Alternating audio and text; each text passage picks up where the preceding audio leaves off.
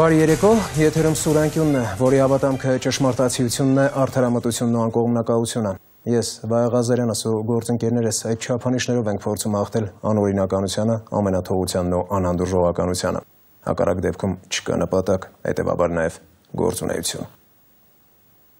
Հայաստանի բնակֆոնդի շուրջ 70%-ը կառուցվել է խորհրդային տարիներին և բնորոշվում է մաշվածության բարձր աստիճանով։ Օրինակ, քարե շենքի անվտանգ շահագործման ժամկետը 25 տարի էր, հետո հիմքը պետք է ամրացվեր, շենքն էլ հիմնանորոգվեր։ Սակայն վերջին 25-30 տարիներին նման աշխատանքներ գրեթե չեն իրականացվել, ու վստահաբար կարելի ասել, փրկվելու փորձ արվել է միայն հրատապ դեպքերում, չնչին ծավալներով։ Հետևանքն այն է, որ այսօր օրինակ Շիրակի մարզում 114 վթարային, այդ թվում քանդման ենթակա շենք կա։ Այդպիսի բազմաբնակարաններ կան Հայաստանի բոլոր մարզերում։ Նախկինում անդրադարձել ենք Լեռնուղիում, Հրազդանում ու Արարատում նման շինությունների բնակիչների ճակատագրին խնդրի լուծման հնարավոր տարբերակներին։ Հունիսի 17-ին հանրակացարան փլուզվեց Գյումրիում։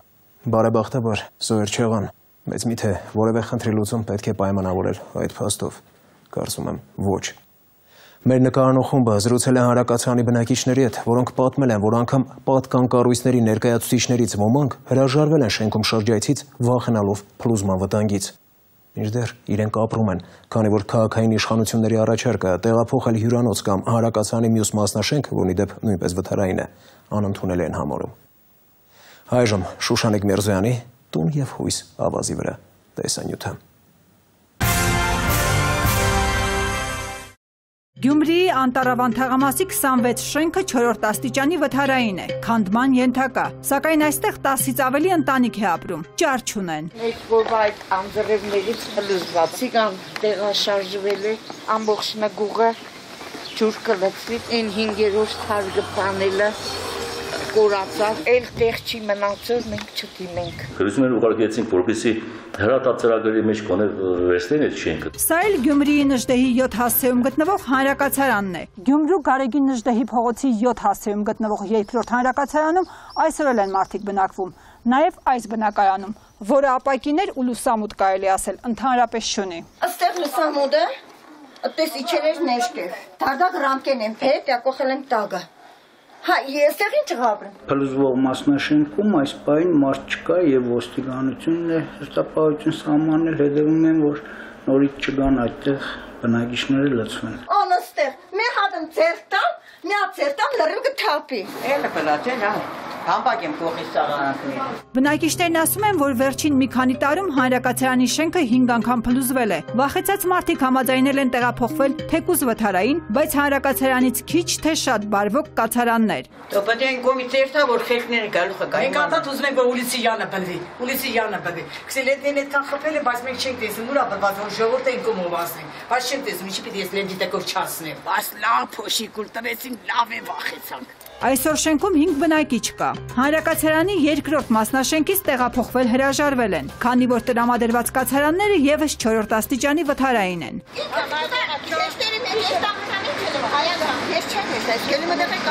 Իսկական սրանց պես չեկան ներսել, սրանք ներսել Բլաստեղ է։ Իրեկոր փողոցի վրա են քնի։ Հա իրան գտել են որ լավն է։ Մեր խելքը չի ասում, իրան գտել են որ լավն է։ Քաղաքատուն չկա, հա։ Չեն կրնա տեղավորցնեն, հա։ Ինչ ես բան ցույց տալիս, քիրով։ Տանենք սանատորիան, տեղավորցնենք բան, հյուրանոց։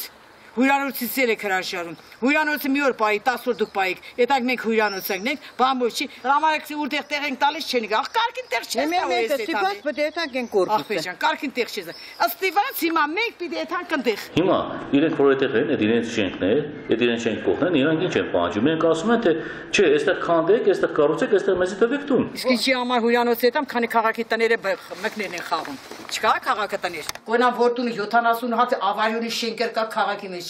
Եթե եսի կամենավատն է, այդ ավարյունի շենքից կոյնակ գտնեն, որը որ ձիք է, արժամարակ մեզի տեղավորցին միջև մի բանը մելնի։ Լիքը տուն կան ամուշը։ Թափած։ Մարդիկ իրենց սեփականն անգամ սեփականը չեն, կամ վարձակալական փակի գնացել են։ Ով էլի ազոր հիմա կնա այդ դուրը բացի։ Չունենք բնակվում, որ այդ մարդկանց տրամադրեն միջոց բնակարաններ, նորմալ կառուցված բնակարաններ։ Հայաստանում բազմաբնակարան շենքերի պահպանումը սեփականատեր բնակիչների պարտականությունն է։ Պետությունը փոխհատուցելու կամ վերաբնակեցնելու պարտավորություն է ստանձնել միայն քանդման ենթակա բազմաբնակարանների բնակիչների նկատմամբ։ Այդ դեպքում ինչ անեն սեփականաշնորհված հանրակացարանի բնակիչները, չգիտեն։ Այս հանրակացարանը սեփականատեր ունի։ Սաբրիրանք գտնենք, բերենք, որ նորտեսինքենը շենք քանդեն։ Յուրաքանչյուր սեփականատեր պարտավոր է ապահովել իր սեփականության եւ հարակից տարածքի անվտանգությունը։ Մենք փորձեցինք գտնել սեփականատերին, ուղղակի այս բանը իրենք Հայաստանի Հանրապետությունից բացակայում են։ Չեն գնում, այստեղ կոնկրետ լումի քաղաքում չեն։ Ամեն մի սենակի վրա։ 8 հոգով, 9 հոգով, 10 հոգով գրանցված կա։ Կսպասեն, թե երբ պիտի շենքը ավայլունին, որ այն մարդիկան իրան սենակները տեղավորեն։ Ինչ չեք տեղավորել, փողը ուրա գնացել։ Գնացել եք միշտ բնակվել են 4 հոգի։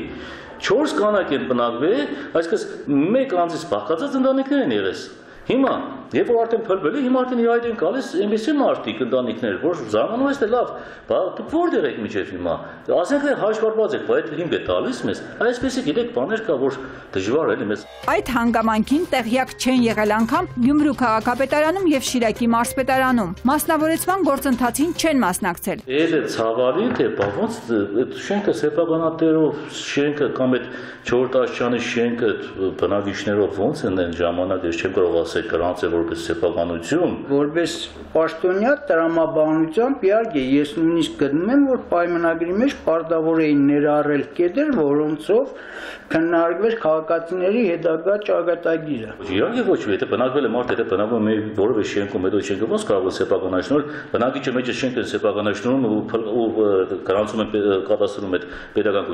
անշարժ կոմիտեում ոնց է, իհարկե ոչ։ Խնդրի պարզաբանման, ինչպես նաև Հայաստանում վթարային շենքերի բնակիչների վերաբնակեցման գործընթացի մանրամասներին տեղեկանալու նպատակով դիմեցինք նաև քաղաքաշինության նախարարություն։ Հայաստանի Հանրապետության քաղաքաշինության նախարարության տրամադրության տակ գտնվող տեղեկատվության համաձայն Հանրապետությունում առկային քանդման ենթակա վթարային 4 աստիճանի վնասվածություն ունեցող 26 բազմաբնակարան շենքեր։ Պետական աջակցության շրջանակներում վթարային շենքերից բնակիչների վերաբնակեցման խնդիրները լուծվում են այդ ուղղությամբ Հայաստանի Հանրապետության տարեկան պետական բյուջեով նախատեսված միջոցների հաշվին, ելնելով բյուջեի հնարավորություններից։ Որոշվել է անօտևան Երկրաշարժ անօտևան ընտանիքների հիմնախնդիրը լուծել, ավարտել, նոր դրանից հետո անդրադառնալ ամրացման ենթակա շենքերի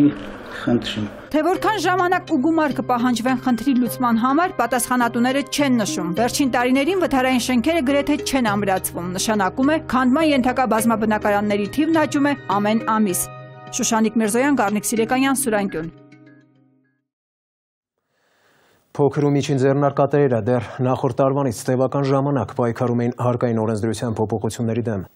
Խնդիրն այն էր, որ գործադիրը ստվերի կրճատման դեմ պայքարի շրջանակում փորձում էր առևտրականներին պարտադրել աշխատել փաստաթղթավորված։ Նրանք էլ նշելով, որ մեծածախ առևտրով զբաղվողները փաստաթուղթ չեն տրամադրում, առաջարկում էին չեղյալ համարել փոփոխություններն ու սկսել խոշորներից։ Շրջանառության հարկի մասին օրենքում կատարված փոփոխություններով փոքր ու միջին բիզնեսով զբաղվողները հուլիսի 1-ից կամ պետք է աշխատեն փաստաթղթավորված ու վճարեն 1.5% շրջանառության հարկ կամ առանց փաստաթղթերի 5%։ Ոսկու առևտրականների համար արտոնագրային վճարների մասին օրենքում լրացումներով սահմանվել է արտոնագրային վճար Երևանում 35,000 դրամ մինչև կես քառակուսի մետր տարածքի համար, գումարած 7,000 դրամ յուրաքանչյուր 0.1 քառակուսի մետրի համար։ Առևտրականների դժգոհությունները այս փոփոխությունները չեն մեղմել։ Նրանք պնդում են, որ այս ամիսներին ոչինչ չի փոխվել եւ վաճառվող ապրանքի համար նորից փաստաթուղթ չեն ստանում։ Ստացվում է, որ 2 օրից ստիպված են լինելու շրջանառության 5%-ի չափով հարկ վճարել, ինչը մեծ գումար են համարում։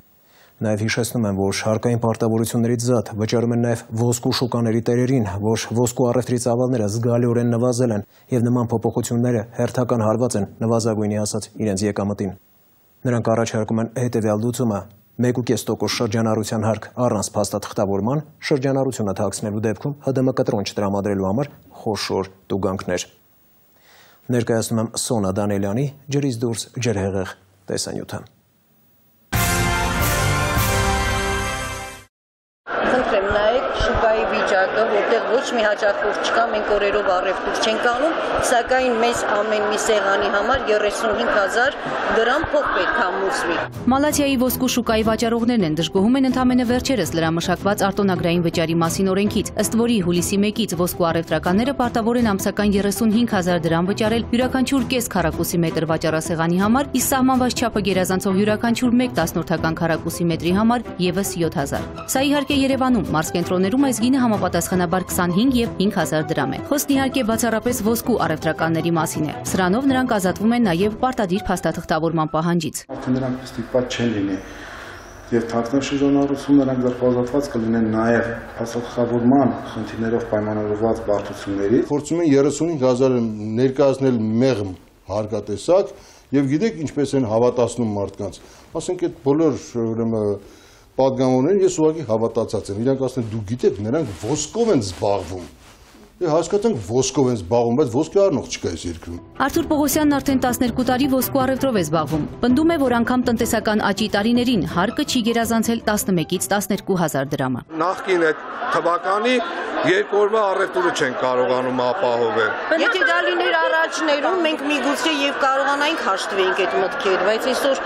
ոչինչ չենք վաճառում, բայց դրա հետ մենք իրանց պետքա գումարներ մուծենք։ Ամիսը մոտ գալիս է 130,000, ասենք 70,000 տեղի փողնա, հարկայինն է։ Մենք ենք գնում, մենք արդեն ծախում ենք, ուզում ենք մեր մայը։ Մենք ուտենք մի տարի էլ ուտենք, երկու տարի ու արդեն վերջի դասած ժամանակ։ Իրենք էլ լավ գիտեն, ծավալները քիչ են, ասում են չէ մենք մաքսիմումով դնենք, հարկենք։ Եվ այդ թվաբանությունը, որ արված է, մինչև 3.5 միլիոն շրջանառության համար 1% են հաշվարկին, որ հաշվեն 35,000 դրամ, սրանք իրենք հաշվել են մաքսիմում։ Օրենքի հեղինակները 35,000 դրամի անհրաժեշտությունը բացատրում են նրանով, որ եթե մարդը զբաղվում է ողջամիտ բիզնեսով, ուրեմն պետք է 200-ից 300,000 դրամ եկամուտ ունենա, որից 35,000-ը որպես հարկ վճարելը դժվար չէ։ Իսկ եթե եկամուտները դրանից ցածր են, ապա անհասկանալի է, թե ինչու է տվյալ գործով զբաղվում։ Նախագծի հիմնավորումներով նշված էր նաև, որ ՓՄՁ ԶԱԿ-ի ուսումնասիրությունները ցույց են տվել, թե տնտեսվարողները ամսական 700,000-ից մինչև 3.5 միլիոն դրամի շրջանառություն են ունենում։ Այդ երևակայական թվերը իրանք որտեղից են վերցրել։ Մեր ուսումնասիրությունների արդյունքում ստացված գնահատականները եւ նույն տնտեսվարողների կողմից տրված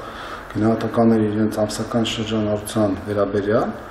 որը եղել են ոչ միայն Երևանում, այլ նաև տարբեր մարզերում իրականացված ուսումնասիրությունների արդյունքում։ 30 օր ես ամեն օր անկտիր գործի եմ եկել։ Նայեք, 1, 2, 3, 4, 5, 6, այն էլ եթե չլեն ծանոթները, մինուս 55 տեղի փող չեմ անել, $56 մինուս եմ դրել։ Շուրկանք այս ամիսը, ընդամենը $73 ես մի կերպ ելի ծանոթներին բաժանալով տեղի փող եմ անել։ Խնդրեմ, մարտ ամսվա կտորների քանակը, մենք 5 օր, 6 օր մեկ մի կտոր ապրել չեն կարողանում վաճառել։ Միջինում բարձրավճարները մեկ վաճառասեղանի համար տանտանվում են 40,000 դրամից ընդհանուր մինչև 200,000 դրամ։ Հիմա եթե իրենց պնդմամբ, ինչը որ ձեզ են ներկայացրել, եթե իրանք անում են $50-80 առևտուր ամսական, ընդորում ամիսներ շարունակ, ապա ինչպես են վճարում այդ գումարները։ Եթե մի հատ թեփ վաճառել, կանեմ տեղի լուծում։ Այդ արդեն իմ մային ա գնում, ես չեմ աշխատել դա հասկանում։ Երկու ամիս է դուք տեսեք դուրս են գալու։ Ընդհանրապես սպասում են այս երկու ամսվան ամբողջ շուկայի 50%։ Ես պատրաստակամ եմ իմ տաղավարը տամ, թող կառավարությունը բերի, իր մասնագետը վաճառք կազմակերպի, տեսնեմ ինչպես են իրանք կազմակերպում այդ վաճառքը, այդ շրջանառությունը ապահովում, որ այդպիսի հիմնավորումներ են բերում։ Օրենքը ոսկու առևտրով զբաղվողներին ընտրության հնարավորություն է ընձեռել կամ վճարել արտոնագրային 35,000 դրամը կամ փաստաթղթերը ներկայացնելով հարկ վճարել տարեկան շրջանառության ընդամենը 1.5%-ի չափով կամ էլ 5%-ով առանց պարտադիր փաստաթղթավորման։ Սակայն բոլոր 3 դեպքում էլ պարտադիր է ՀԴՄ կտրոնի տրամադրումը, ասել է թե շրջանառության ամբողջ ծավալի ֆիքսումը։ Ինչի դրեցին 35,000 դրամ ու համաձայնվեցին, որ 5% շրջանառություն է, որպեսզի ի վերջո մարդիկ մտածեն, քանի ավելի լավ է 35,000-ը չտանք, անցնենք 5%-ի շրջանառության հարկի, հետո մի ձև տակից դուրս կգանք, հարկային տեսուչների հետ կխոսանք, այս կանենք, այն կանենք։ Դա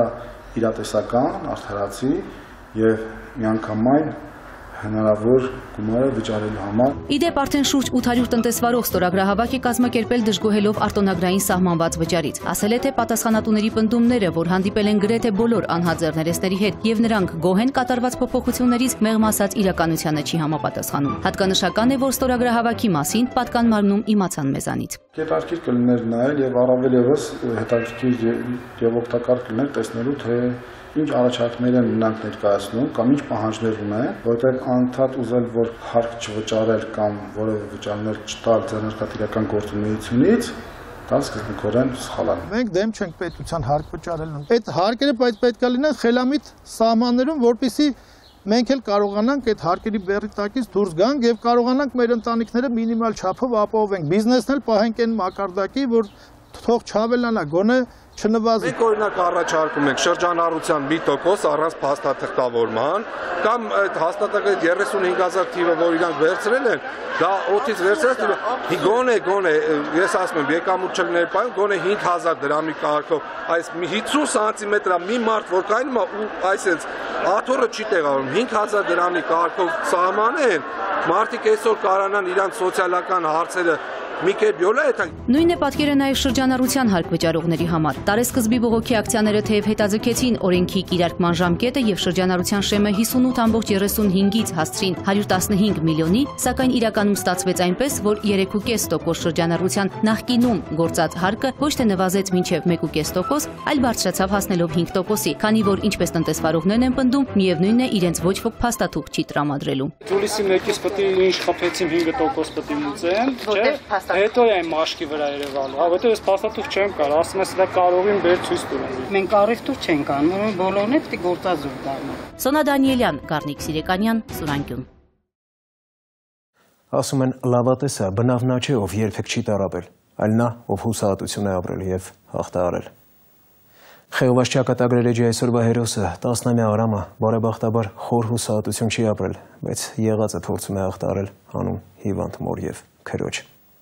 Մինչ նրա հասակակիցները մանավանդ արձակուրդի օրերին հանգստանում են, գիր կարդում, զվարճանում նաև համակարգչային խաղերով, Արամը բակերից ու դաշտերից ծաղիկ է հավաքում, վաճառում ու չնչին գումարով հաց գնում։ Հաճախ էլ ծաղիկները նվիրում է փողոցի անցորդներին։ Բակերում ծաղիկ հավաքելիս հանդուրժում է բնակիչների հանդիմանանքներն ու վիրավորանքները, իհարկե հասկանալով, որ ծաղիկ աճեցրել են գեղեցկության համար, բայց ինչ անի, չար չունի։ 2 տարի առաջ է զրկվել ազատամարտիկ հորից, միաժամանակ էլ մանկությունից։ Հիմա տան տղամարդն է, կերակրողը, եւ կերակրում է ինչպես կարողանում է, ծաղիկ վաճառելով կամ շիշ հանձնելով։ Մինչև հիմա չի գտնվել մի բարի մարդ, որ օգներ ընտանիքին, տղային էլ ուղղորդեր դեպի գիր ու գրականություն, դեպի լույս։ Եթե այդպես շարունակվի, ընտանեկան հոգսի խավարը բույն կդնի նաև նրա անմեղ հոգում։ Այժմ Տաթև Մեսրոպյանի, երբ հոգսը թակում է դուռը, տեսանյութը։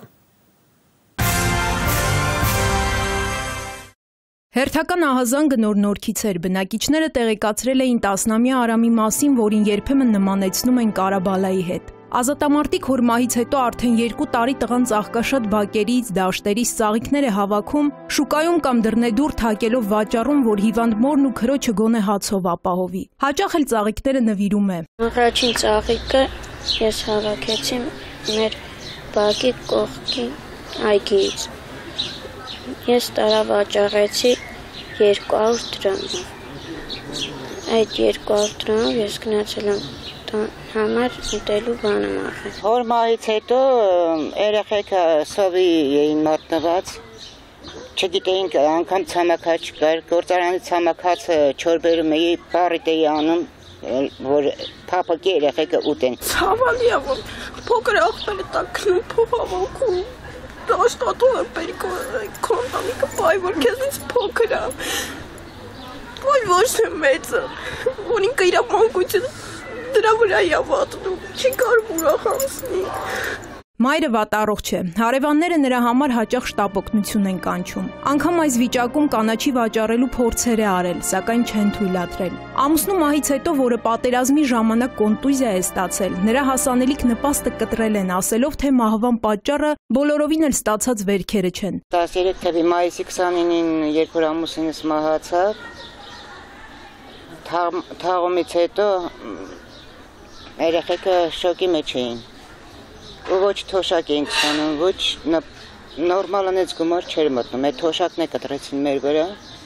այս մինչև հիմա բանը, այդ թոշակի համար մենք բան ենք անում էլի,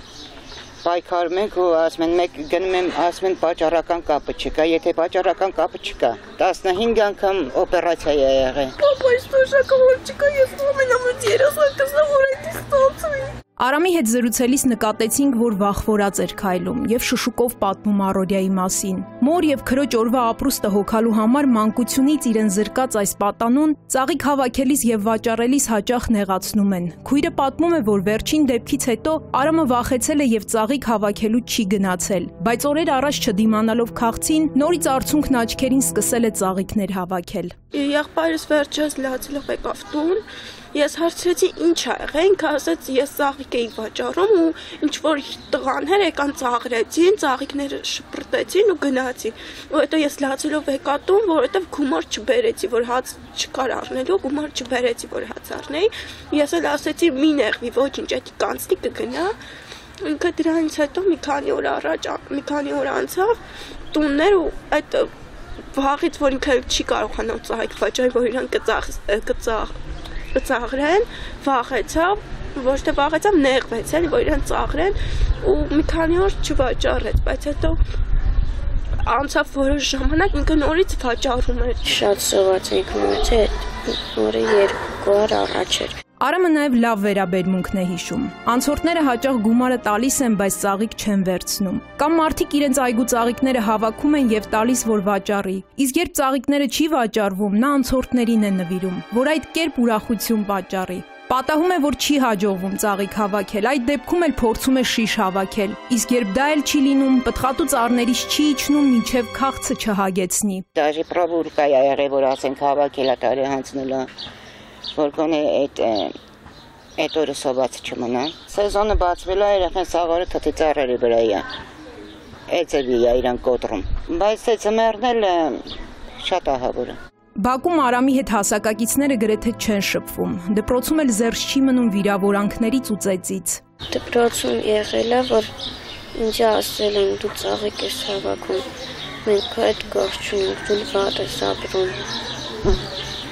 Ու մեր հետ բավշե դու գործում ես չենք հավաքում հետ։ Մի անգամ ձերքս կպել է որ իրի, ինքել է կոտրվել է, ինձի խեր են դրա համար։ Դասարանում։ Այսքանից հետո իրեն հաջողակ է համարում։ Ասում է ճիշտ է մանկությունից հրաժարվել է, վախով հաց է վաստակում, բայց հասկանում է, որ պետք է։ Իսկ իր համար բջջային հեռախոս է երազում, որ վատառողջ մոր հետ անընդհատ կապի մեջ լինի։ Մյուս երազանքն էլ ոսկերչություն սովորելն է, բայց նաև խոստովանում է, որ ուզում է հասկացված եւ սիրված լինել։ Ես կուզեի, որ ինձ լավ վերաբերվի, որ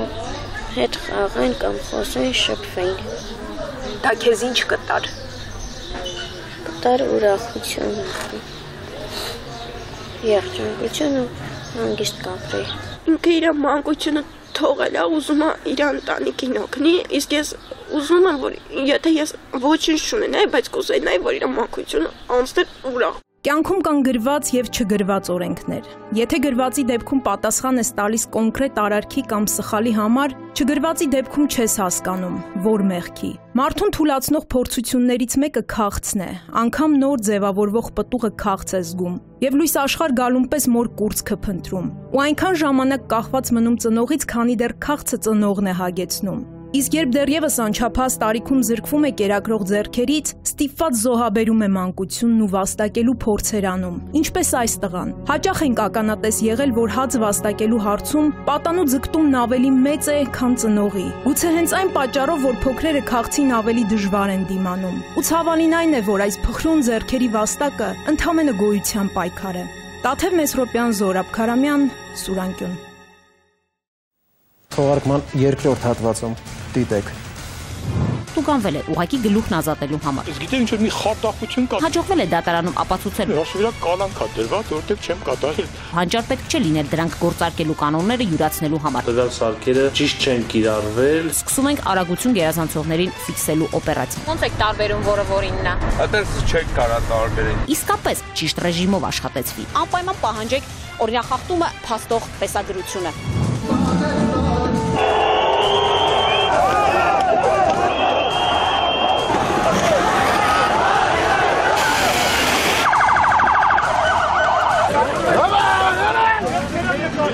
կարծում եմ, որ մենք դրա գնահատականը կտանք։ Ստապվեք։ Ստապվեք։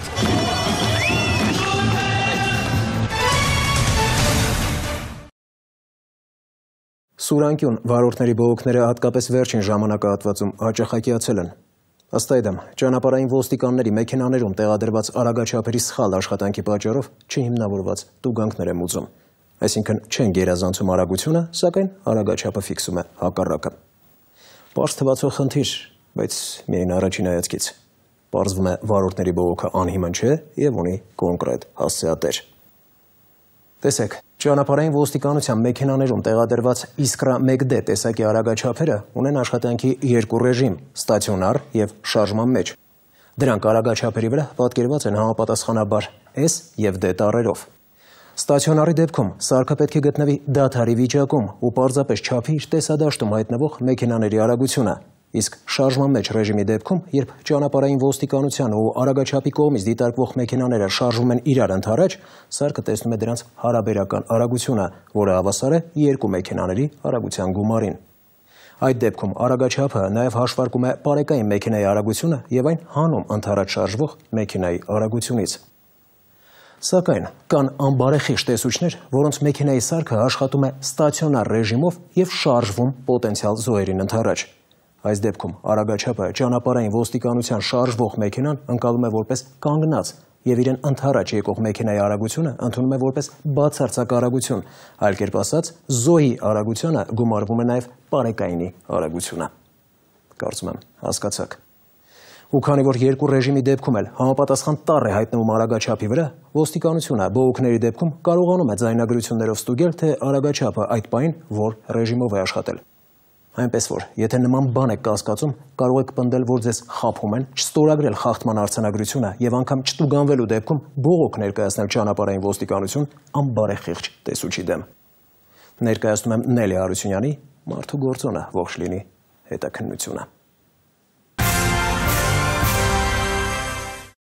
Հրահատ Ստեփանյանը, ինչպես ցանկացած մեքենատեր, մեկ անգամ չէ, որ առիթ է ունեցել շփվելու ճանապարհային ոստիկանության տեսուչի հետ։ Երբեմն հաջողվել է իրավացիությունը ապացուցել, բայց ավելի հաճախ տուգանվել է ուղղակի գլուխն ազատելու համար։ Վերջին անգամ արդեն որոշել է ամեն գնով ապացուցել իր իրավացիությունը, ընդհանուր դատական կարգով։ Նախադեպ ունես, գիտեք ինչ որ մի խարդախություն կա, ցանկացածի կանգնացում են,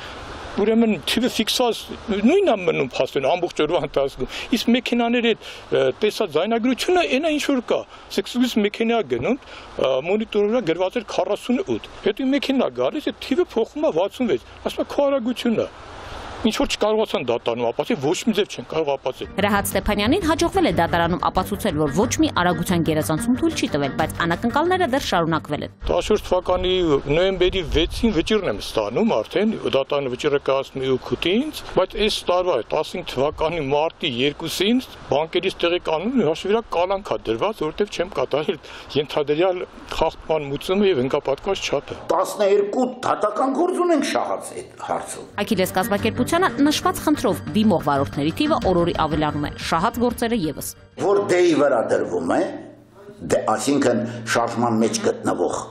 իսկ իրականում մեքենան կանգնած է։ Դա սխալ է, որովհետև արագությունը պետք է 30 կմ/ժ առնվազն ցույց տա, որ ճիշտ ֆիքսի։ Եվ երկրորդը հակառակը, այդ որը որ իրանք կիրառում են։ Դա ինքը դնում է այդ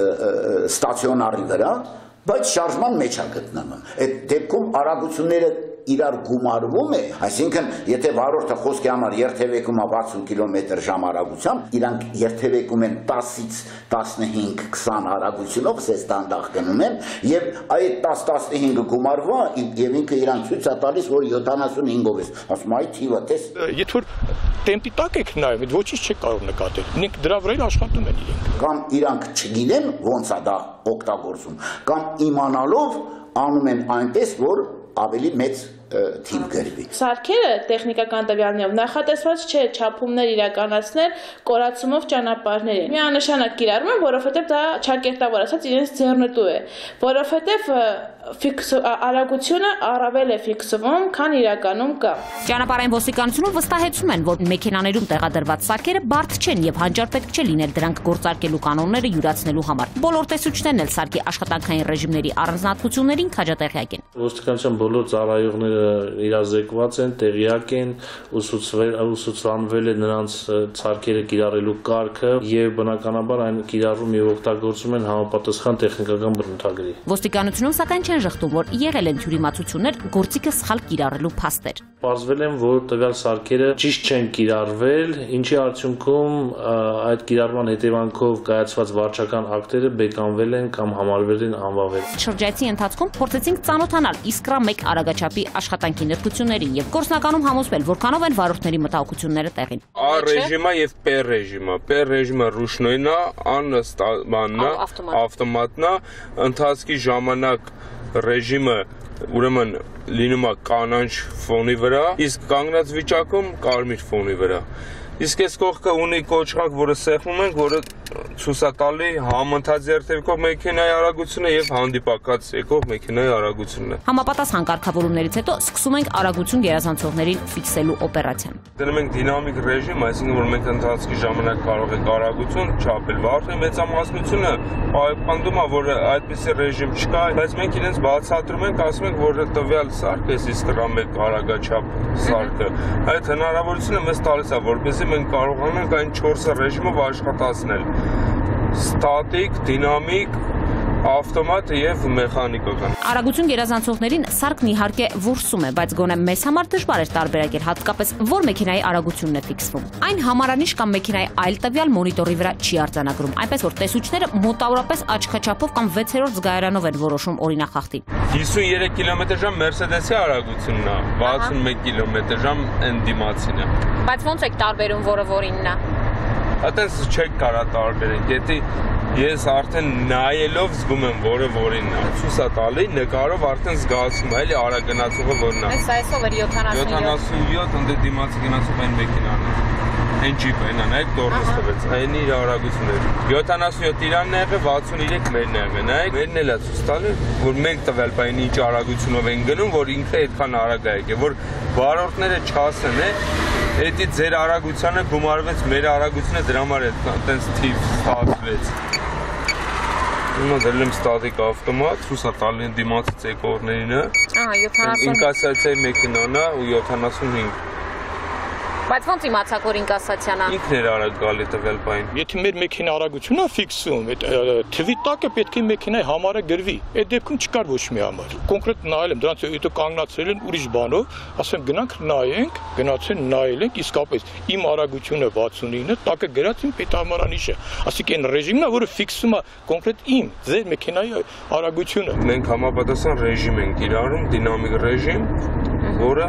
սարքը նորմալ ճիշտ աշխատում։ Իսկ եթե հիմա ստատիկ ռեժիմի վրա ինքը չի աշխատի սարքը։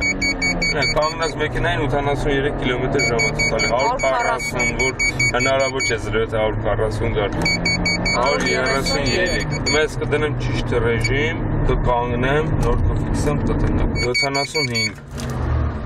Այդ որ ավտոն էր։ 07-ը։ Չէ, այն Mercedes-ն էր։ Այս Մասկիշն է 81, չէ,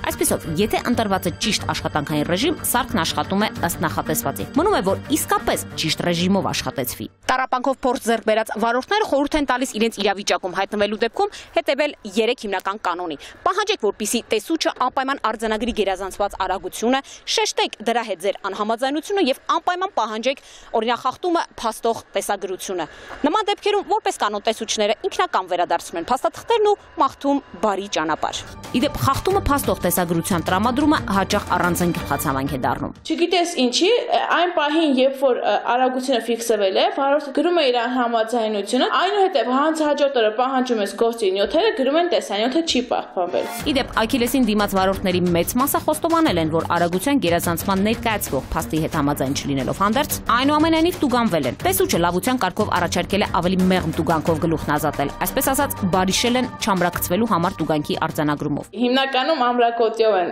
քողարկում այդ ամեն ինչը, մի հատ ամրակոտի գրեն, գնամ։ Դե աշխարհայությունն է, ինչ ասեմ։ Ու բան հնարավոր չի ոչ մի բան անել։ Իդեպ տուգանքների մասին ճանապարհային ոստիկանությունը զգուշացնում է, որ մինչև 2015 թվականի հունվարի 9-ը կայացված որոշումներով տուգանքները մայր գումարով եւ առանց ԴՀԿ կատարողական ծախսի վճարելու ժամկետը լրանում է հուլիսի 9-ին։ Հետո ներում բեկում չի լինելու։ Եթե մինչև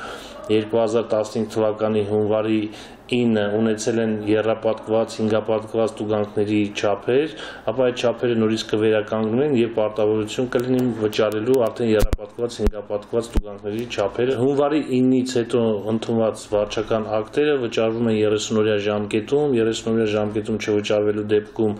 գումարը ավելանում է 25%-ով, իսկ 60-օրյա ժամկետում չվճարելու դեպքում 50%-ով։ Եվս մի նորություն, այսուհետ ոստիկանության պաշտոնական կայքում հնարավոր է տեսնել իրավախախտումների, նաև դրանց վճարման մասին տեղեկատվությունը։ Կտրոնները ամուր պահելու անհրաժեշտություն ըստ էության այլևս չի լինի։ Նաև պետք չէ հույս դնել փոստային ծառայության վրա։ Քանի որ եթե նույնիսկ տուգանք պարունակող ծրարը ձեզ չի հասել եւ վերադարձվել է ճանապարհային ոստիկանություն, ապա 3 օր անց ազդարար.am կայքում իրավախախտման մասին տեղեկատվությունը տեղադրելուց հետո դուք կհամարվեք իրազեկված։ Նելի Հարությունյան, Զոհրաբ Քարամյան, Սուրանգուն։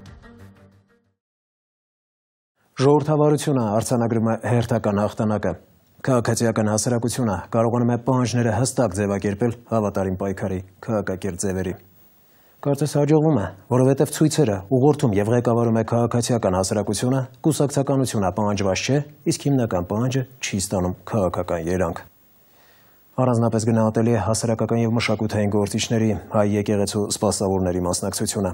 Այդպիսով համերաշխությունը տարածվում է հասարակական բոլոր հարթություններում եւ արդարացի պահանջը վերածվում համաժողովրդականի։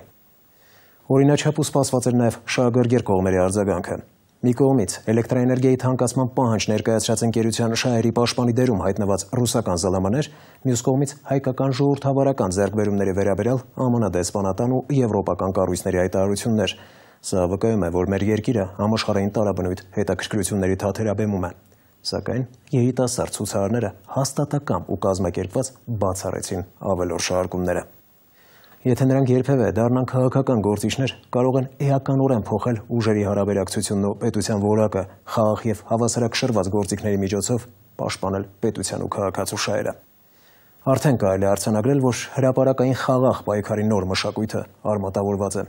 Դա վստահություն է ներշնչում, որ հասարակական համերաշխությամբ հնարավոր է բարդ կամ անլուծելի թվացող շատ խնդիրներ լուծել առանց արյունոտ բախումների, մարդկային եւ նյութական կորուստների, առանց քաղաքական երանգավորման եւ միմյանց ոչնչացնելու մոլուցքի։ Ներկայացնում եմ թեժ ամռան ամենաթեժ օրերը ամենաթեժ կադրերով առանց մեկնաբանության։ Տրանսպորտը, որը աշխատում է էլեկտրաէներգիայով։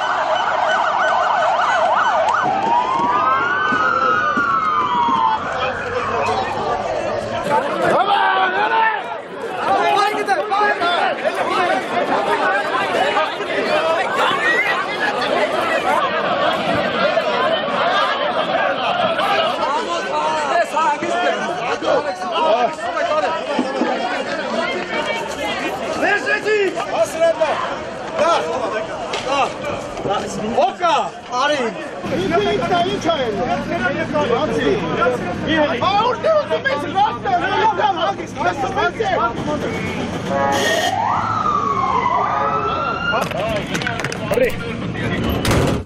Կան որոշակի թերություններ, որ ես տեսել եմ աշխատանքի մեջ, հատկապես խոսքը գնում է լրատվական միջոցների հետ կապված հայցման ներողամտությունը իհարկե ծառայական քննություն նշանակել ենք, մենք դա կկարգավորենք, ևս մեկ անգամ այս սխալների համար ներողություն, կարծում եմ, որ մենք դրա գնահատականը կտանք, իսկ մեծ հաշվով ոստիկանության աշխատանքներից ես զգոհ եմ, որ չունենք մենք լուրջ վնասվածքներ, չունենք արյուն հարկ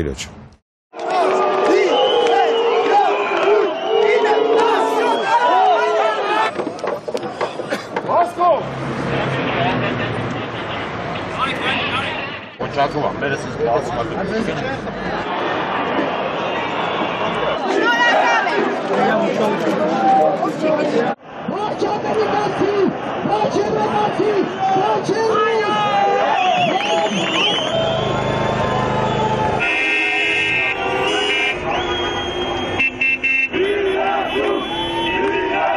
Դիտավորյալ փակել են ամբողջ պրոսպեկտը, սա մեր ու ձեր քաղաքն է։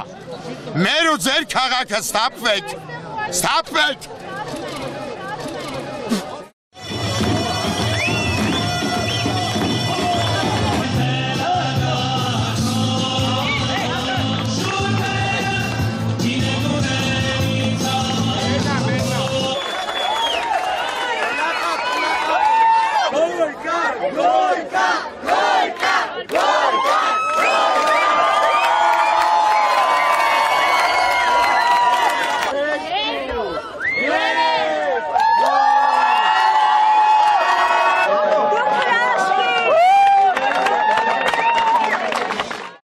Առաջարկում եմ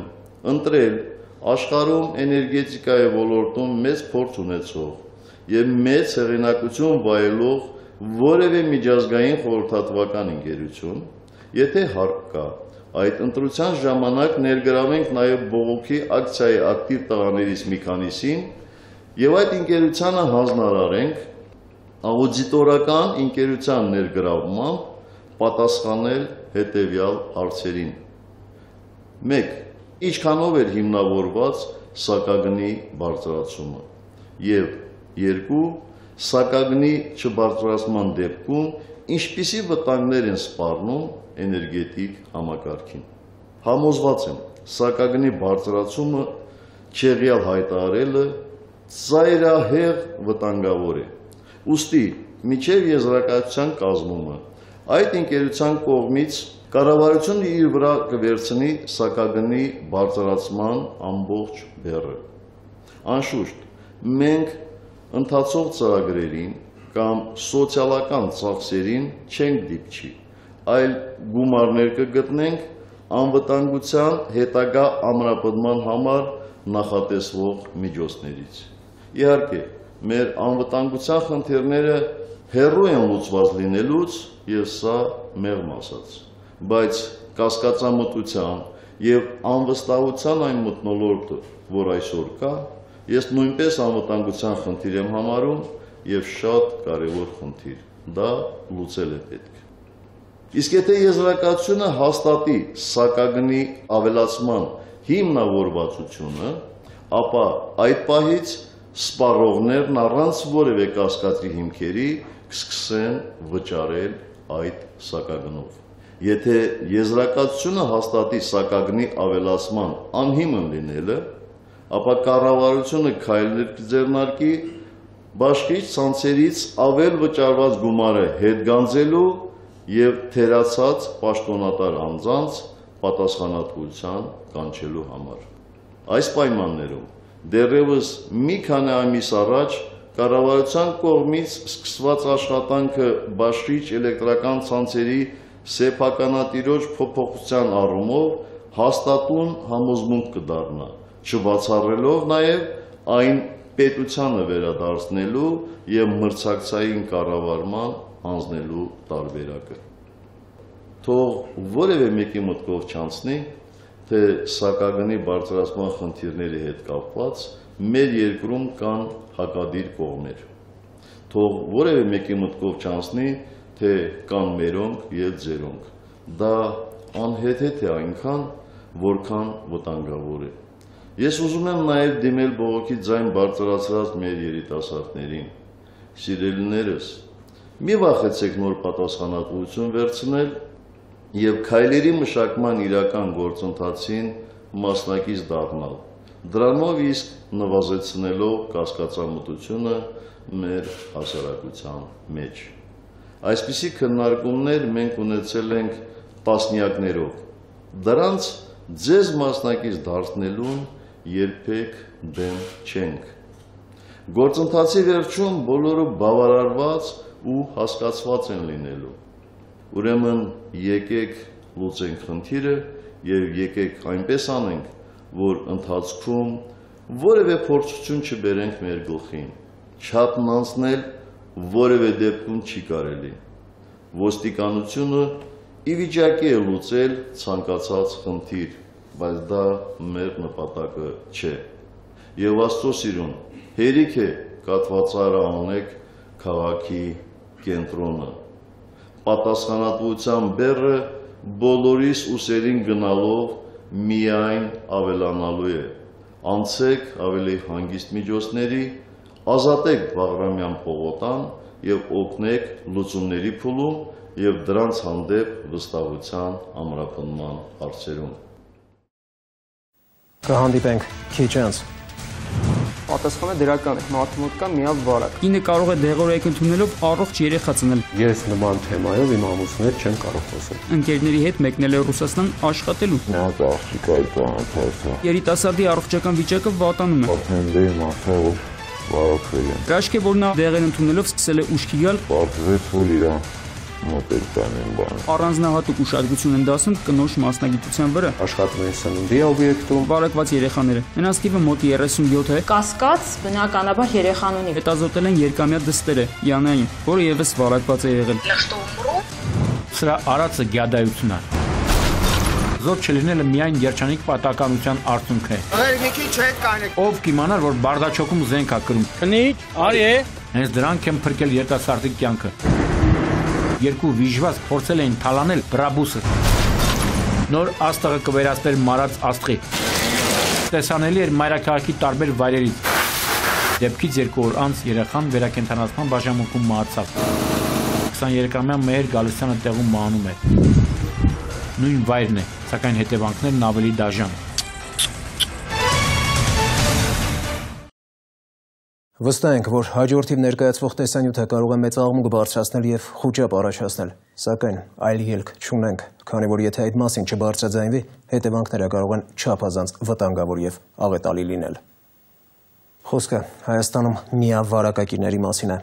Նրանց թիվը ավելանում է եւ անցնող շաբաթ ստացված տեղեկատվությունը դրա վկայությունն է։ Ըստ այդմ, Գեղարքունիքի մարզի մի քանի գյուղում հետազոտություններ են անցկացվել եւ տագնապալի տվյալներ արձանագրվել։ Պարզվել է, որ նախորդ տարվա համեմատ միավարակակիրների թվի մոտ 10% աճ է նկատվել։ Հիմնական պատճառներից նշվում է արտագնաաշխատանքը։ Նաև մի ուշագրավ առանձնահատկություն։ Եթե աշխարհում միավձիահով վարակվելու ամենախոցելի խմբերն են համարվում թմրամոլները, համասեռամոլներն ու մարմնավաճառները, ապա Հայաստանում պատկերը տրամագծորեն հակառակն է։ Թե ինչի մասին է խոսքը տեսանյութում, իսկ մինչ այդ եւս մի հանգամանք, որի վրա կցանկանայի ուշադրություն հրավիրել։ Վտանգավոր միտում է նկատվում։ Մեր տեղեկություններով Հայաստանում կա միավ վարակակիր 37 երեխա, որոնց մի մասը 14 տարեկանից բարձր։ Նրանցից միայն 2-ն են տեղյակ իրենց հիվանդության մասին։ Մյուսներին ծնողները չեն հայտնում գույժը ստրեսից իբր հեռու պահելու համար։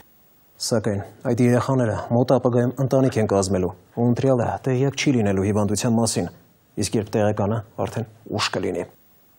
Այդ իսկ պատճառով տեսանյութում կներկայացնենք նաև մասնագետի խոսքը, որը կփորձի կոտրել այդ երեխաների ծնողների անհիմն համառությունը, չէ որ խոսքը հանրության ֆիզիկական եւ հոգեվոր առողջության մասին է։ Ներկայացնում եմ Արմեն Աթալյանի «Չգիտակցված քայլ, աղետալի հետևանք» հետաքննությունը։ Այս գնդիկն այն է, ինչի մասին լսել են երևի բոլորս, սակայն այդքան էլ չեն պատկերացնում ինչ է դա։ Սա միավի վարակն է։ Այն աստիճանաբար ոչնչացնում է մարդու իմունային համակարգի գլխավոր բջիջները, SD4 լիմֆոցիտները։ Միավարակակիրների թիվը տարեստարի աճում է։ Եղել են հետազոտություններ, 2 տարի մեկ իրականացվել են։ Այս տարվա հետազոտությունով հաշվարկային թիվը 4000 միավարակակիր, դրանց 2 տարի առաջ եղել է 3500, Դրանից եւս 2 տարի առաջվա հետազոտության արդյունքում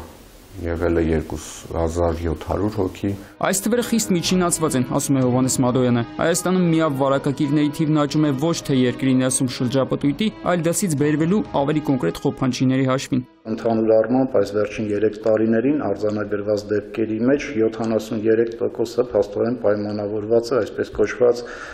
միգրացիոն գործոնով։ Ձիահի կանխարգելման կենտրոնը 2013-ի աշնանից մի ծրագիր է իրականացնում, որի շրջանակում Արշակ Պապոյանի գործընկերներն այս շարժական կլինիկայով պատտվում են Հայաստանի գյուղական եւ քաղաքային մոտ 100 համայնքներում եւ ախտորոշում իրականացնում բնակչության շրջանում։ Ձեռքի հետ էլ ստուգում են միավ վարակի առկայությունը։ Մարդը գալիս է սկզբից առաջինը մտնում է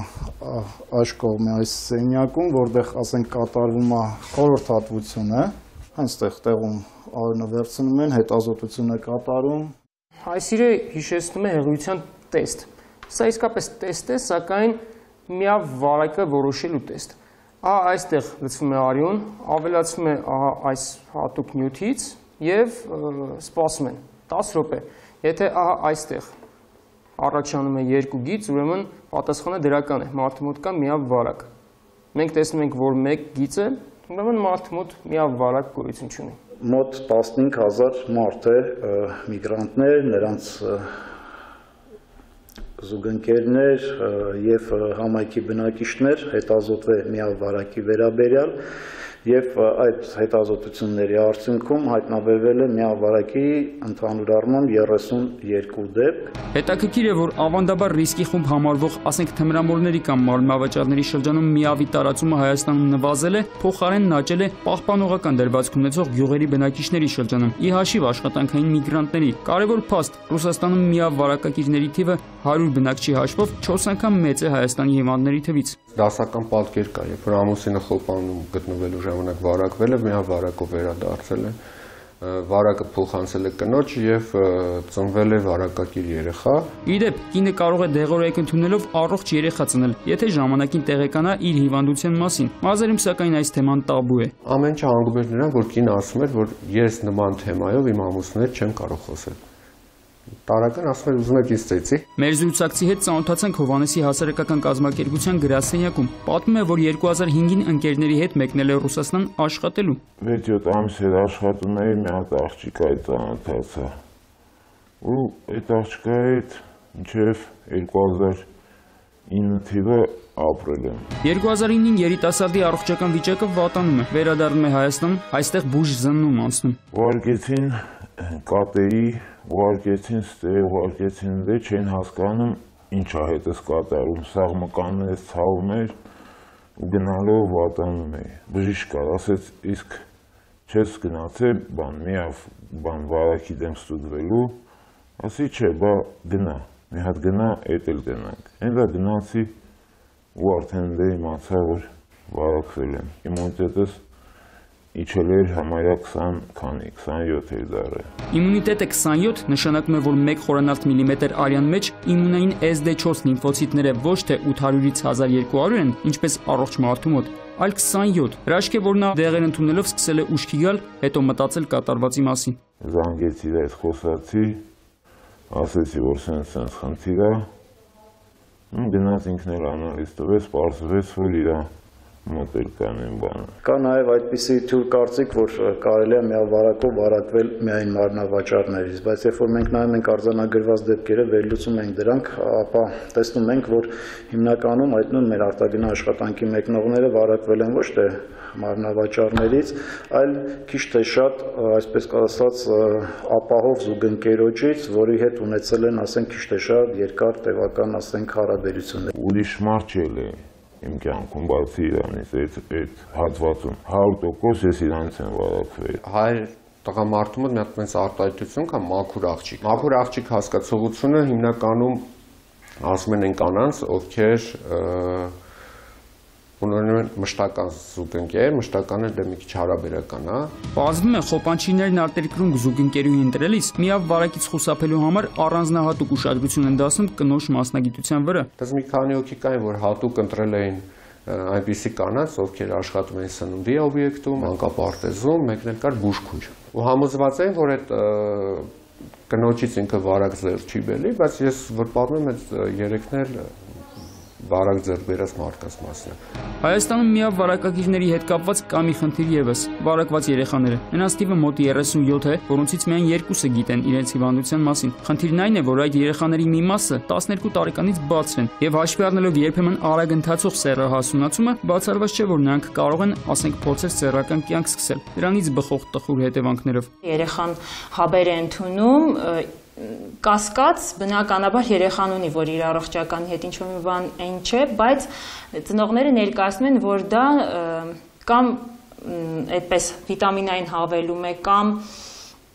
ժամանակավոր բուժում է։ Բժիշկներն աշխատում են միավոր վարակված երեխաների հետ ու նրանցից ամեն մեկին անհատապես են մոտենում, նաև հիվանդության մասին ասել-չասելու հարցում, նշում են մասնագետները։ Բնականաբար չի ասում, որ քո մոտ կա միավ վարակ, բայց բացատրվում է, որ կա որոշակի հիվանդություն, երբ որ արդեն հասնում այն տարիք, երբ որ երեխան կարող է ընկալել ինչ հիվանդության մասին է, արդեն նոր ոնց որ բացատրվում է միավ վարակի հետ կապված խնդիրը։ Ծնողները խուսափում են երեխաներին հայտնել միավոր վարակված լինելու մասին մի քանի պատճառով։ Եթե մորից երեխային է փոխանցվել, մեղքի զգացողություն կարող է լինել ծնողի մոտ, որ երեխան իրեն կարող է մեղադրել, որ ես իմ մամայից եմ վարակվել։ Պատճառներից մեկը դա է, մյուսը, որ երեխան կարող է տրավմա ունենալ եւ շատ ավելի վատ վիճակում, հոգեբանական վիճակում հայտնվի։ Ուկրաինայում բնակվող Օլիա եւ Յանա Պանֆիլովաների հետ շփվեցինք համացանցի միջոցով։ Մայրու աղջիկ են։ Օլիան 1999-ին է պատահական հետազոտվել եւ պարզել, որ վարակված է միավով։ Դրանից հետո հետազոտել են երկամյա դստերը Յանային, որը եւս վարակված է եղել։ Ես ուղղակի լաց էի լինում, ինձ մեղքի զգացումներ տանջում։ Ես 10 տարեկան էի, երբ մայրս պատմեց միավով վարակված լինելու մասին։ Ես լավ չէի հասկանում, ինչ է միավ ձիահը, դրա համար էլ լուրջ արձագանքեցի։ Առաջին հարցը, որ տվեցի, ես ինչ եմ, մեռնելու եմ։ Բացատրեցի, որ նա չի մահանա, որ միավը վերահսկվող հիվանդություն է։ 15-ամյա Յանան պատմում է, որ հիմա ապրում է լիարժեք կյանքով, պարզապես միշտ դեղեր է ընդունում, պահպանում որոշակի ռեժիմ ու պարբերաբար հետազոտվում։ Ամեն 3 ամիսը մեկ հետազոտում են արյունս։ Դեղերն ինձ շատ են օգնում, համաճարակն օրգանիզմումս չի բազմանում, նույնիսկ ավելի քիչ եմ հիվանդանում, քան սովորական մարդիկ։ Մասնագետներն ասում են, որ ամենաճիշտը երեխաներին միավով վարակված լինելու մասին 9-ից 11 տարեկանում պատմելն է։ Դեռահասության տարիքում նրանք անկանխատեսելի վարքագիծ են ձեռք բերում ու հիվանդության մասին տեղեկանալը կարող է անկանխատեսելի հետևանքներ ունենալ։ Արմեն Աթելյան, Գառնիկ Սիրեկանյան, Սուրանկյուն։ Առանց ավելորդ համեստության պետք է նշեմ, որ արդեն 3.5 տարի Սուրանկյունը բարձր վարկանիշը պահպանում է ու գրեթե միշտ համապատասխան սանդղակում զբաղեցնում առաջին տեղը։ Դա նշանակում է, որ մեր հաղորդումը դիտում են 100 հազարավորներ։ Շնորհակալ ենք։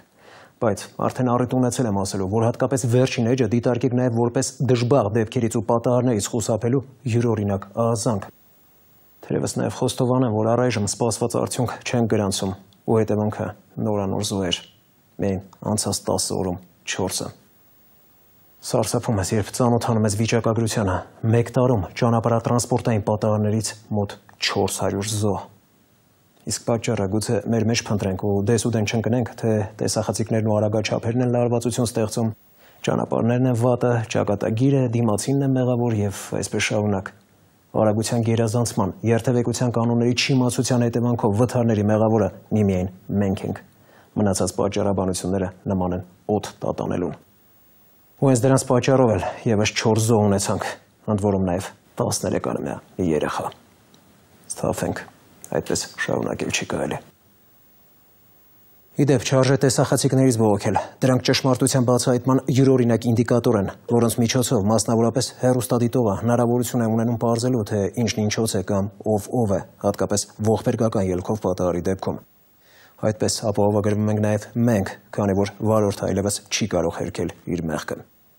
Վառ օրինակը Գարեգին Նժդեհ եւ մայիսի 9 փողոցների խաչմերուկում տեղի ունեցած խոշոր վթարն է, երբ 23-ամյա երիտասարդը BMW-ով կոպտորեն խախտելով երթևեկության կանոնները կարմիր լույսի տակով անցնելիս մեծ արագությամբ բախվում է Toyota Land Cruiser-ին։ Դատելով վթարից հետո երիտասարդի եւ նրա ընկերների պահվածքից կարելի ասել, որ եթե չլինեին տեսախցիկները, ապա նրա մեղքը ապացուցելու համար իրավապահներից ժամանակ եւ նյարդ կպահանջվեր։ Շաբաթվա քրեական քրոնիկոնը դժբախտ պատահարներն ու ավտովթարները Գագիկ Շամչյանի, երբ խցանում են ականջները տեսանյութում։ Ժողովուրդ ջան, հաճախ են ինձ մեղադրում այս կամ այն դեպքի առնչությամբ մեղավորներին չափից ավելի շշպռելու մեջ, ասելով, թե գույները խտացնում եմ, թե մարդու արժանապատվությունը ոտնահարում եմ եւ այսպես շարունակ։ Հնչում են նաև հակառակ տեսակետներ, թե ինչ արել ես, քիչ ես արել։ Այդ մունդարին կախելն էլ է քիչ։ Ինչպես հասկանում եք, ելնելով գործի բնույթից եւ ներկայացվող թեմաներից կարծիքները ծայրահեղ են ու դա բնական է։ Միայն մի բան է հաստատում։ Ես առաջնորդվում եմ խղճի մտոք ու գիշերը գլուխս հանգիստ բարձին եմ դնում։ Հիմա ինչքան էլ փորձեն 23-ամյա Վահան Սիրականյանն ու նրա ընկեր բարեկամները ինձ պիտակավորեն, միևնույն է, կասեմ, որ սրա արածը գյադայություն է։ Կարակ ասեք, թե ինչով է մտածում մարդը, երբ մեծ արագության տակ, խախտելով երթևեկության հնարավոր ու անհնար բոլոր կանոնները, մասնավորապես Կարմիր տակ փորձում է Գարեգին Նժդե եւ Մայիսի 9 փողոցների զռլամա այս խաչմերուկը կտրի։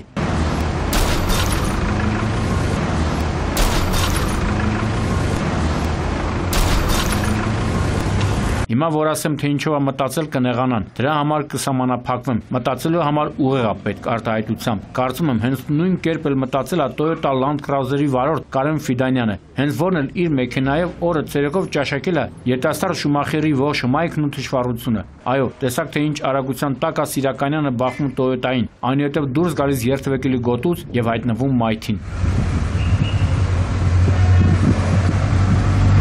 Մեկ հոգի տեղափոխվում է հիվանդանոց։ Մինչ փորձում էի գտնել Էստունը շինվածի կատարածի մոտիվները, աչքս սկսեմ տեսնեմ մեքենայի ապայի ժամկետն էլա լրացած։ Այդտեղ հասկացա, որ սրա գործողություններում իմաստ փնտրելը անիմաստ ժամանակի վատնում կլինի։ Լավա գոնե կամերաներն են ֆիքսել տեղի ունեցածը, թե չէ հաստատ իրավապանները ծոծորակները կտեսնեին, բայց սրա մեղավորությունը չէին ապացուցի։ Հրեշտակի դիմակը դեմքին քաշած ման էր գալիս։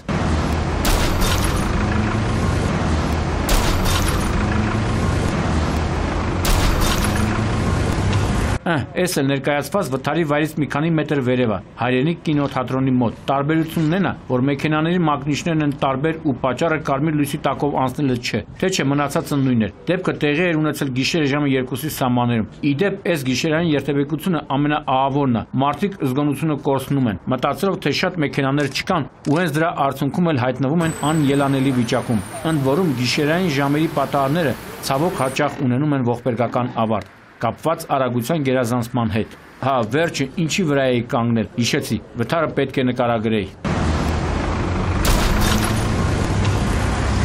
Տեսակ, թե ինչպես իրար բախվեցին 20-ամյա Էրիկ Մերաբյանի եւ 66-ամյա Սլավիկ Հայրապետյանի Մերսեդեսները։ Բախումն այնքան ուժգին էր, որ Էրիկի վարած Մերսեդեսը դուրս եկավ երթևեկելի գոտուց եւ հարվածեց էլեկտրասյանը։ Բարեբախտաբար այս դեպքում զոհեր չունեցանք, չնայած որ ականատեսները պատմում են, թե մարմնական վնասվածքներով հիվանդանոց տեղափոխված ուղևորները ծանր վիճակում էին։ Իսկ շտաբողության մեքենաներով եւ քաղաքացիներից մեկի անձնական օգտագործման մեքենայով հիվանդանոց էին տեղափոխվել Մերսեդեսի 20-ամյա վարորդն ու եւս 20 ու 59-ամյա ուղևորներ։ Դիտելով Էրիկի մեքենայի կադրերը, դուք էլ կհաստատեք, որ զոհ չլինելը միայն երջանիկ պատահականության արդյունքն է։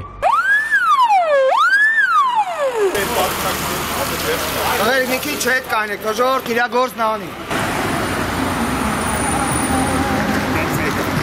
Ի սկզբանե նշել եմ, որ մեծ խաչմերուկներում վթարների վերլուծությունը ճիշտ չէ, սակայն ճիշտ չէ նաև լռելը։ Այդ ձեր հոգուն մատաղ։ Մինչև մոտենան խաչմերուկ ուշադիր նայեք լուսացույցին ու եթե հասկանում եք, թե ուր որ է կարմիրը փոխվելու է դեղինի, կանգ առեք։ Պարտադիր չէ ոդկը գազի սեղմակին դնել եւ վերջին պահին փորձել անցնել։ Եկեք աշխատեցնենք տրամաբանությունը։ Հիմա եթե ուզում եք 20 վայրկյան անցնել, անցավ։ Ոչ, հիվանդանոցում հայտնվեց։ Մինչդեռ եթե մի քանի վայրկյան համբերություն ունենար եւ սպասեր 100% կանաչին, նման դեպք չէր լինի։ Այնպես որ 7-ը չափեք, մեկը կտրեք, դա բխում է բոլորի շահերից։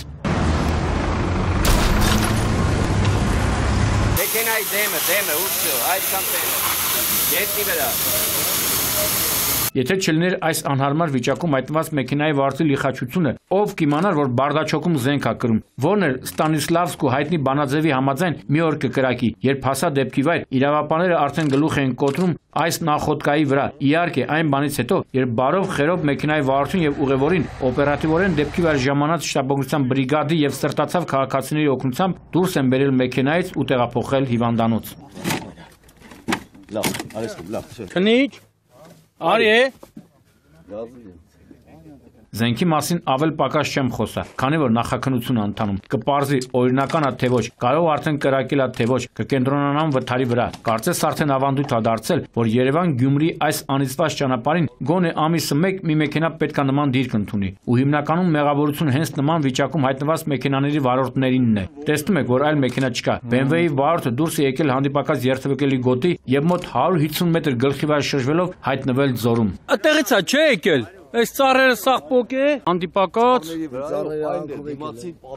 Թռել է սենց օթային։ Ասում են գելի գլխին ավետարան են կարդում, ասում է պրծի ոչխարներն անցան։ Այս ճանապարհին իհարկե Աստված մի արասցե նման վթարների կրկնության դեպքերում էլ ոչ մի վերլուծություն չեմ անելու, այլ հրապարակային պարսավանքի եմ ենթարկելու վարորդներին, եթե իհարկե վթարի հիմքում ընկած չեն լինի օբյեկտիվ պատճառներ։ Չնայած դրանք էլ մինեն սրտի մխիթարանք չեն այն խեղճ ու կրակ հրշեջ փրկարարների համար, որոնց համար այս տրասը դարձել է պիտուշ, եթե գործ չի լինում, ստեղ կա ու կա։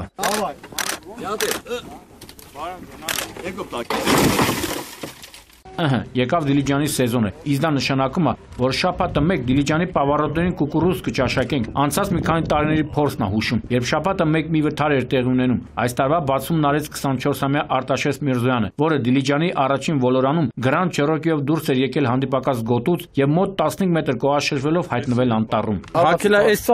ծառը շպրտել է իրան։ Վիճակով էլ մենք դզել ենք։ Հա,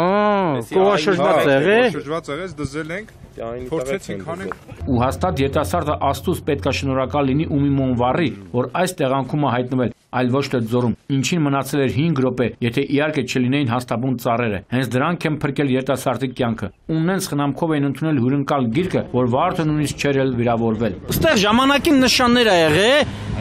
որ մարդիկ կողմնորոշվեն արագությունը 50-ա, 40-ա, հիմա չկա ինչքան ժամանակ ա։ Չկա, ուրա, չկա։ Այս զմերը ավտո, վթար ա եղել այդտեղ,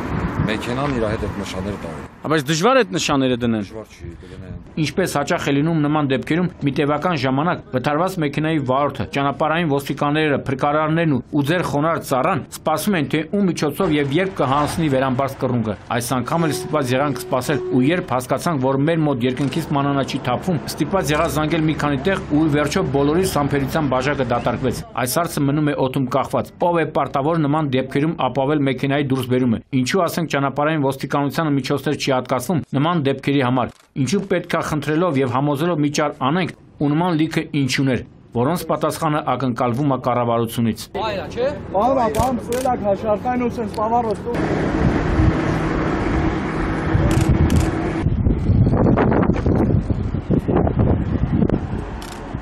Մայրաքաղաքում մեքենաների վարձույթի կետեր բացողները պետքա լուրջ մտորեն, նախքան ամեն մեկին մեքենա տալը։ Հենա չենք հասցրել վարձույթով վերցված Lexus-ի քաջագործությունների դեպքը մարսել, երբ երկու վիժված փորձել էին թալանել Brabus-ը, սակայն պալիծ եղել ու հետապնդումից ձերբազատվելու նպատակով մեքենաների սպանդ կազմակերպել Երևանի կենտրոնում։ Մեկ էլ,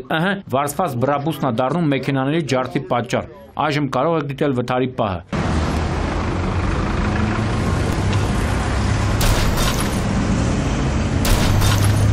Տեսակ, նորից կարմիր լույս ու կրկին լույսի արագություն։ Յաշիկի վարորդը ոչ տարավ, ոչ բերեց մխրշվեց կայանված տաքսիների մեջ։ Երևի կյանքի նպատակն էր մի օր յաշիկ վարել ու այդ հողերով էլ տարված, մանավանդ որ մեքենայի վրեն էլ հավվեսով գոլդոտ համարներ են։ Ուրախությունից իրականությունից կտրվել էր։ Վարորդի անձը պարզել չհաջողվեց ու թող գոնե այդ միակ սփոփանքը լինի, քանի որ հեսա այդ մանկության երազանքը ի կատար ածելու հետևանքով մի կլորի գումար է գցվելու Սպիտակ Ջերյանի իրեն իպատված կազմակերպությանը։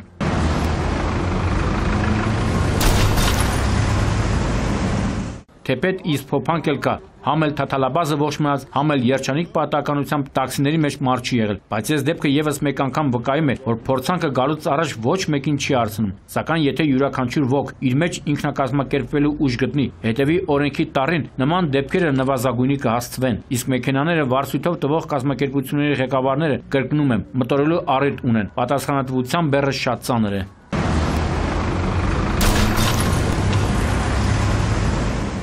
Մինչ կներկայացնեմ ողբերգական երգով պատահարները, անդրադառնամ հրդեհի երկու դեպքերի, որոնք կրկին անզգուշության եւ հրդեհային անվտանգության կանոնների անտեսման հետևանքն էին։ Առաջինը տեղի ունեցավ Արմավիրի մարզում։ Ուրախացել ենք, թե մարզերում հրդեհները հաճախակի բնույթ չեն կրում։ Իհարկե, չեմ խոսում մեղրի ողբերգության մասին, բայց փաստորեն ուրախությունը կարճ տևեց։ Հիշում եք, չէ՞, թե քանի անգամ են կոչ արել, որ հրդեհավտանգ իրեր պարունակող շենք-շինությունների եւ ձեռնարկությունների աշխատակիցները պետք է ավելի զգոն լինեն։ Մենք ասում ենք, մենք լսում ենք ու խնդրեմ, ծանոթացեք նոր աստղ պոլիէթիլենային տոպրակների արտադրական ձեռնարկության հետ։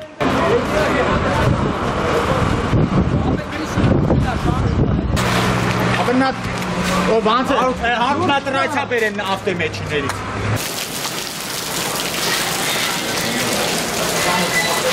Այս արտադրամասը գտնվում է Արմավիրի մարզի Մուսալեր գյուղի Արցախի փողոցում։ Այս ահավոր կադրերը արել եմ հրդեհից մոտ կես ժամ անց։ Հետևաբար կարող եք պատկերացնել, թե ինչպես է հրդեհը տարածվել։ Ու հենց այդ հանգամանքը հաշվի առնելով է, որ անմիջապես դեպքի վար ժամանած թիվ 31 հրշեջ փրկարարական ջոկատն ու ճգնաժամային կառավարման կենտրոնի արտակարգ իրավիճակների արձագանքման խումբը լրացուցիչ ուժեր խնդրեցին։ Նրանց միացան եւս 4 հրշեջ փրկարարական ջոկատներ։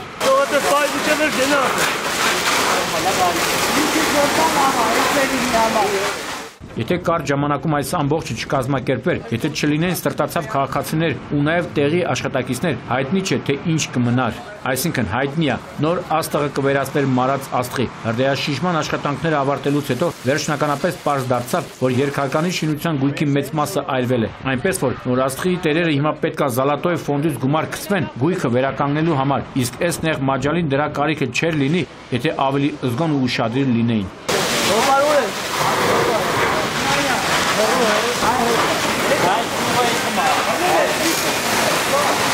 Հիշում եք, երբ անցած շաբաթ զգուշացրինք, որ տանիքների նկատմամբ հատկապես ուշադիր լինեք, որ չոր եւ անպիտան իրերից անմիջապես ձերբազատվեք։ Հիշում եք, բայց դե հիշելը քիչ է, պետք է նաեւ կիրառել։ Ու քանի չի կիրառվում, ունենալու ենք այնպիսի իրավիճակ, որ ստեղծվել էր Մայրաքաղաքի Բաբայան փողոցի շենքերից մեկում, երբ մարտական 4 հաշվարկներով, բերված տոննաներով ջրով ու սանդուղքով հրշեջները մի տևական ժամանակ չեն կարողանում կտրել կրակի երկար լեզուները։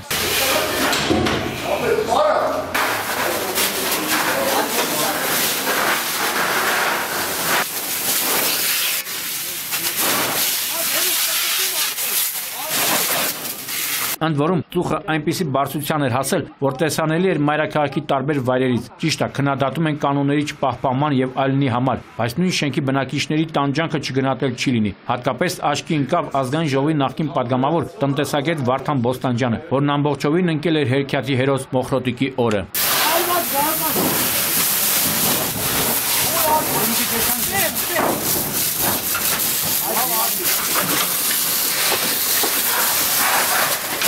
Օպերատիվ ծառայությունները նույնպես արագ արձագանքեցին։ Առանձնահատուկ ուզում եմ նշել շտաբօգնության բրիգադների, էլեկտրացանցի եւ Արաբկերի թաղապետարանի կոմունալ ծառայության աշխատակիցների աշխատանքը։ Հրդեհի ծագման հիմնական պատճառը պարզ կդառնա մի շարք փորձաքննություններից հետո, բայց որպեսզի նման փորձաքննությունների կարիք չլինի, թերևս կրկնվեմ, տանիքները, հատկապես ամառվա սեզոնին պահեք մանրադիտակի տակ, պարբերաբար ստուգեք ու հարևաններին կոչ արեք ավել պակաս զիբիլ այնտեղ չպահել։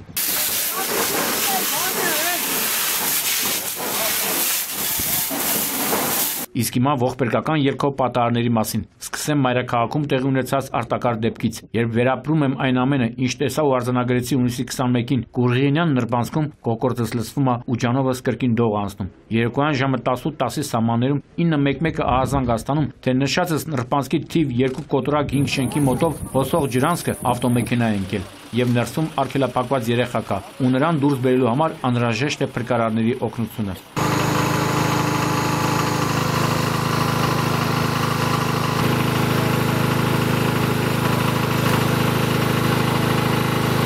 Պարզվում է, որ մեքենայի մեջ գտնվել է 13-ամյա Գեորգի Ստեփանյանը։ Դեպքի վայր անմիջապես հասնում են 103 ծառայության, ոստիկանության Երևան քաղաքի վարչության աշխատակիցները, թիվ 7 եւ 19 հրշեջ փրկարարական ջոկատները եւ ճգնաժամային կառավարման օպերատիվ խումբը։ Պարզում են, որ Opel Magrish-ի մեքենան դուրս է եկել երթվեկելու գոտուց եւ հայտնվել Հրազդանի ներքին ջրանցքում, որ վարորդը 45-ամյա Արթուր Ստեփանյանը ինքնուրույն է դուրս եկել, սակայն 13-ամյա երեխան դեռ մեքենայում է։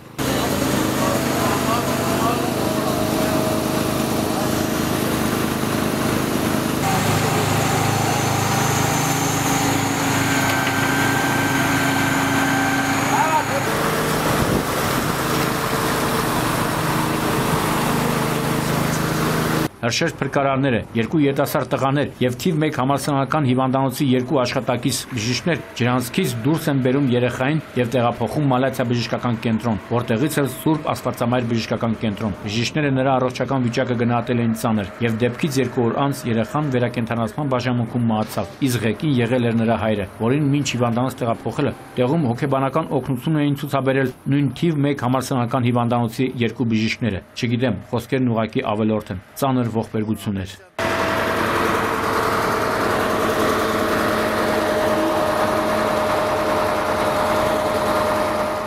Հիշում եք, երբ հունիսի 14-ի թողարկմանը ներկայացրինք Արարատի մարզի Դաշտավան Դարակերտ գյուղամիջյան հատվածում Volkswagen-ի մասնակցության վթարը, որը միայն երջանիկ պատահականությամբ ողբերգական ավարտ չունեցավ, ընդ որում մեքենայի ուղևորներն էին հղի կին եւ 2 անչափահաս երեխաներ, ճիշտ նույն վայրում օրեր անց մեկ այլ վթար։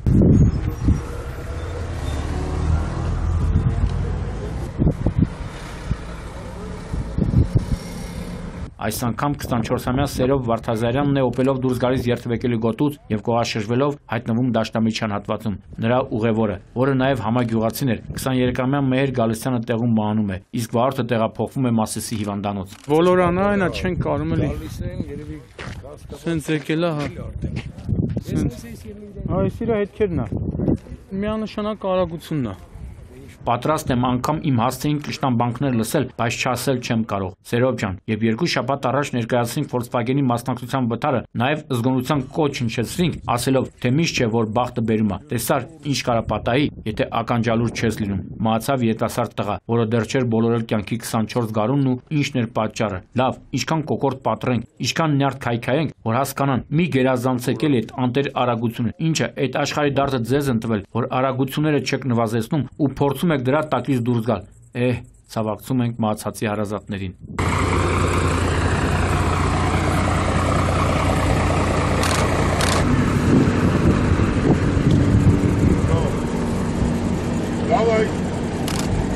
Ու կրկին Արարատի մարզ։ Առհասարակ չնայած չկա ստույգ վիճակագրություն, սակայն կարծում եմ, որ գոնե այս տարվա ընթացքում մահվան ելքով պատահարների քանակով առաջատարը հենց այս մարզն է։ Չեմ կարող ասել թե ինչու, բայց կարծում եմ, որ դա է փաստը։ Կարծում եմ շատերդ մտաբերեցիք այս վթարը, ինչի հետևանքով մահացավ Արտաշատի բժշկական կենտրոնի շտաբօգնության բաժանմունքի երիտասարդ վարիչը։ Իսկ հիմա ուշադիր նայեք այս կադրերը, նույն վայրն է, սակայն հետևանքներն ավելի դաժան։ Շտաբ մոտենալ նշված վայր, ունենք խոշոր ավտովթար զոհերով,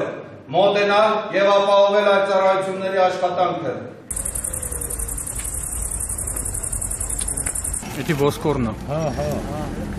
Չի։ Ոսկոր։ Ժորժանալը հետ։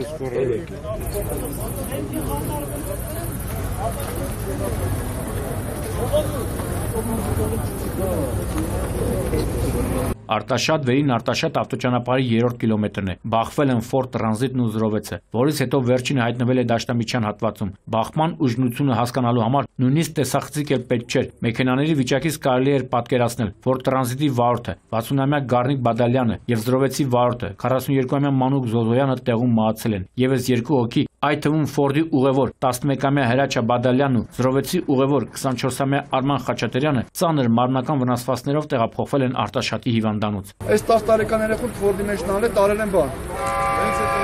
Երևան, իսկ 24 տարեկանը Զրովեցի մեջ նալը։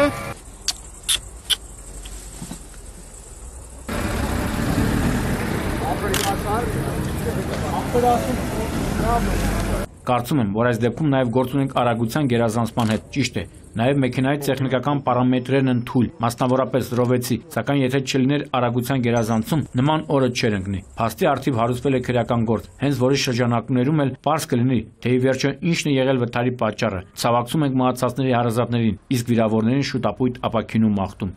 Գագիկ Շամշյան, Սուրանկյուն։ Այսքանը